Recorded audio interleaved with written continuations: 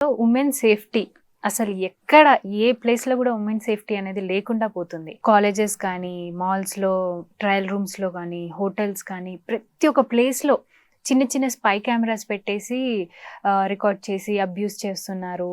ఆ వీడియోస్ ఇలా ఎందుకు జరుగుతుంది అంటే ఇంకా మాకు సేఫ్టీ ఎక్కడ ఉంటుంది ఈ ఉమెన్స్ కి? రీసెంట్ గా ఒక కాలేజ్ లో గర్ల్స్ రెస్ట్ రూమ్ లో స్పై కెమెరా పెట్టారంట. ఇంకా ఇలాంటివి చూసిన తర్వాత భయం ఎక్కువైపోతుంది. అసలు ఇంట్లో నుంచి బయటికి వెళ్ళకూడదా? ప్రతిదానికి సొల్యూషన్ ఉంటుంది, లేకుండా అయితే ఉండదు. సొల్యూషన్ మన దగ్గరే ఉంది. మనం ఎందుకు మానేయాలో చెప్పండి నాకు ఒక్కసారి. అంటే వాళ్ళు ఎవరో తీసిన వాళ్ళకి ఇంకా వదిలేయండి. వాళ్ళు ఇప్పుడు స్పై కెమెరా పెట్టాడు అంటే అసలు వాళ్ళకి ఏం కావాలి నాకు అర్థం కావట్లేదు. What is the reason? What he want? డబ్బులా? అంతే కదా. అంటే మనం భయపడుతున్నాం కాబట్టి.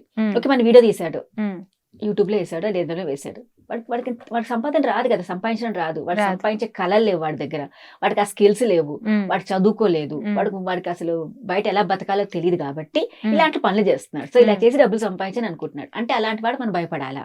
దేనికి పనికిరాని వాడు, ఏమి చేతకాని వాడు, వాడి జీవితం అన్నది తెలియనివాడు, ఇన్ఫీరియారిటీ కాంప్లెక్స్ ఉన్నవాడు, అంటే జీవితం బయటకు వెళ్తే 1 రూపాయి కూడా సంపాదించలేని వేస్ట్ ఫెలో ఇలాంటి పనులే చేస్తాడు. అలాంటి వాడికి మనం భయపడిపోయి ఇంట్లో ఉంటామా?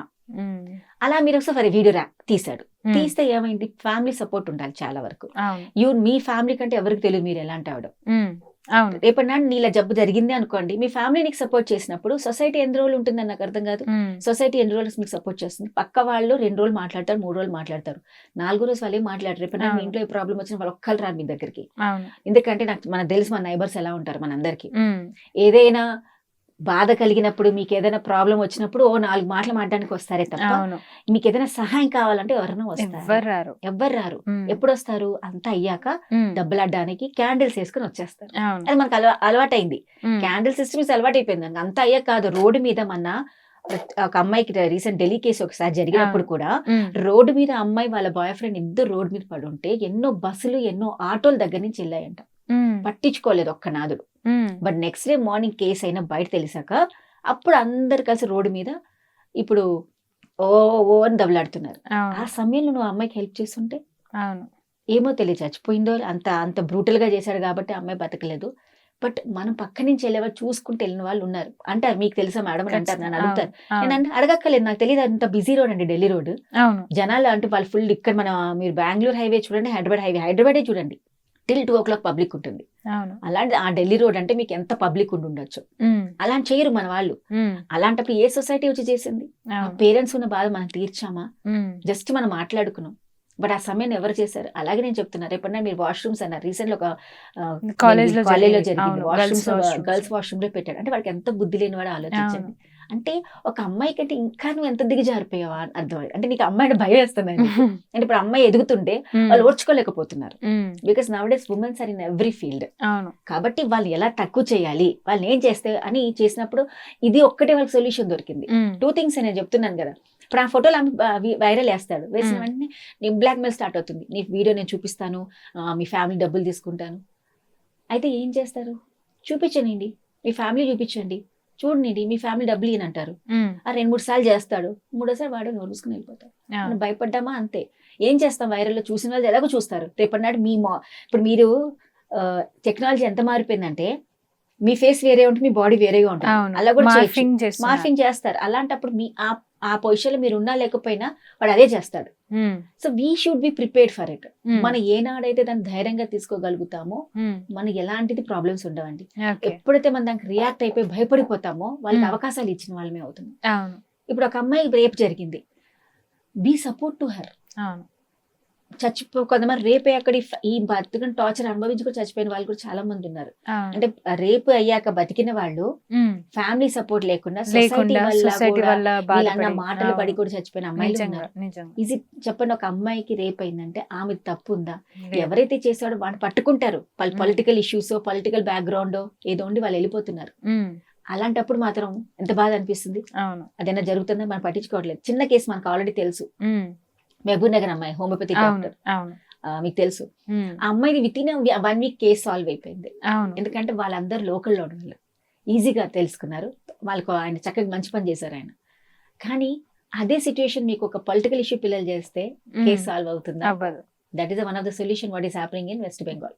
అవును ఇన్ని రోజులైంది అవును మనకు అవ్వట్లేదు. 18 మంది అవును అంటే అమ్మాయి అంటే ఎంత భయపడ్డారో ఆలోచించండి. I'm very proud to be, అదే ఒక అమ్మాయి ఇంత భయపడ్డావు కాబట్టి అమ్మాయికి అలాంటి ఇచ్చావంటే నీకు అమ్మాయిలు అంటే ఎంత భయం అని ఆలోచించాలి. అంటే అమ్మాయి ఏం చేస్తుందో తెలియదు కదా మనకి, వెనక ఆ, బ్యాక్గ్రౌండ్ ఏం జరిగిందో లేదు. తెలీదు అంటే నీకు అంత కోపం వచ్చింది, ఆమె అంతా మీతో అంత భయపెట్టింది భయపెట్టింది మిమ్మల్ని మిమ్మల్ని. ఆమె ఇప్పుడు దాని అంత భయంకరంగా చంపడానికి మీకు ఎలాగో బుద్ధి లేదు. రేపటి మీరు కూడా అలాగే చేసిన వాళ్ళందరూ అలాగే వెళ్ళిపోతారు నాకు తెలిసి. ఎందుకంటే మనం ఎలాగైతే ఇచ్చాం దేవుడు అలాగే మనకు కూడా కర్మ చేస్తాడు, చూపిస్తాడు. కంపల్సరీ ఆ. ఇస్తాడు. కాబట్టి ఆ అమ్మాయిని అంత బాధ పెట్టారు, కానీ ఆ అమ్మాయి అంత బాధ పెట్టేటట్టు అంత ఓర్చుకుందంటే అండ్ ఇస్ రియల్లీ ఆమెకున్న ఓపిక దేవుడు ఎంత మంది అయినా అది చేయలేం. She's a great woman. I can she has fought for all of us. అందుకని వాళ్ళు ఎంత బయటకు వచ్చారు మీకు.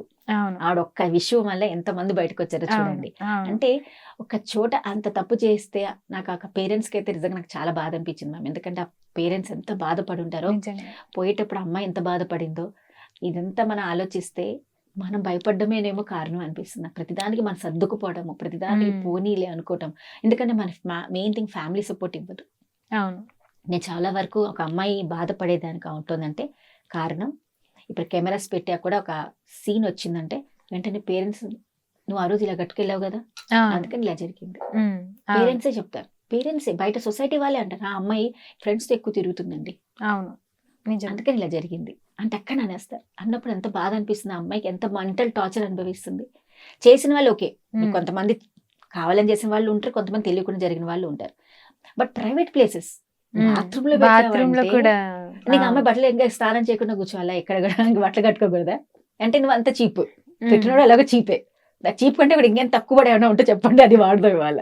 కాబట్టి ఆ వ్యక్తి ఇలా చేశాడు అంటే ఆలోచించండి. బాత్రూమ్ లో మనం ఉండేది ప్రైవసీ రూమ్స్ కొన్ని, ఆ ప్రైవసీ రూమ్ లో కూడా మీరు అలాంటి పెట్టి ఆమె దగ్గర క్యాష్ తీసుకుందామంటే దట్ పర్సన్ అసలు బతకడానికి అర్హుడు, వేస్ట్ ఆఫ్ ఎలో.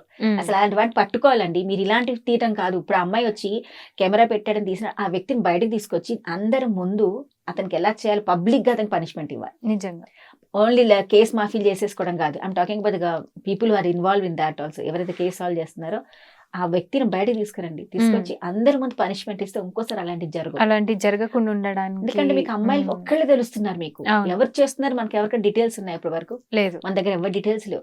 ఒక అమ్మాయి ప్రాబ్లమ్ ఆ అమ్మాయి పేరు తెలుసు, ఫ్యామిలీ మొత్తం తెలుస్తుంది, కానీ ఎవరైతే చేశాడో ఆయన గురించి ఏమీ తెలియదు. సీరియస్లీ ఇప్పుడు ఒక అమ్మాయిని బయట పెడతారు కానీ మెన్స్ ని ఎవరు బయట పెట్టారు, ప్రతిదానికి అమ్మాయిని అనేస్తారు. అంటే ఒక అమ్మాయికి దేవుడి బాడీ ఇచ్చాడు కాబట్టి she's ready to take anything. అది తప్పు కదా, తప్పు. అది ఎంతవరకు మనం ఎక్కడి వరకు మనం ఉన్నామని ఆలోచించాలి. ఐఎమ్ టాకింగ్ గవర్నమెంట్, మనం ఒక గవర్నమెంట్ బాడీస్ ఏమన్నా గవర్నమెంట్ ఇలా చేయట్లేదు అలా చేయట్లేదు అనేస్తాం.